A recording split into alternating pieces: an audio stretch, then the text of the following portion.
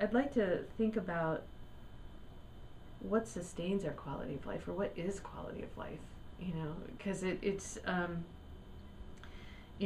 we can frame it in any value that we keep thinking of at this moment, whether it's supporting independent stores, or making sure that a cultural vibrancy is here.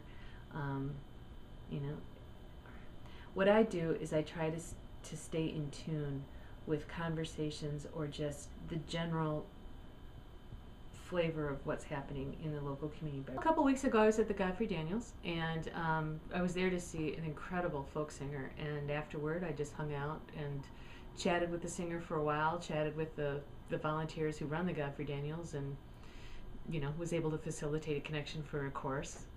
So that was kind of cool. And that's usually what happens in these kinds of events, is I just talk with people.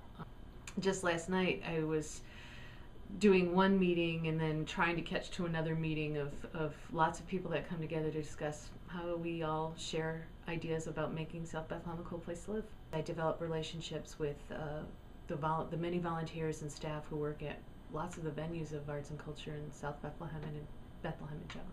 With residents, I find that there's a lot of really passionate citizens in Bethlehem who are so proud of living here. I've just found in talking to people, talking to a lot of strangers who then become friends, is that there's just a real affection for this community. Students, on the other hand, I'm finding that the students who step out and try to learn about their community, when they start finding things that they see their own values reflected, and then they kind of go, huh, Bethlehem's kind of cool. But if they haven't done that yet, there's I wouldn't say a fear, but just a lack of interest. And they kind of stick with what they know on campus. I always feel like, oh, but there's something you're missing if you don't try. I think what I'd like to see is a continuation of what I see already.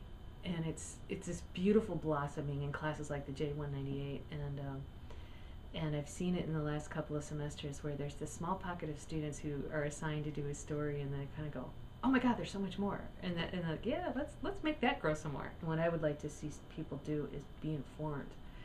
So to kind of circle back, I think that to be able to understand what is quality living in Bethlehem is actually knowing what Bethlehem is, or who Bethlehem is, and not just by our own stereotypical ideas that kind of got transferred from someone's opinion.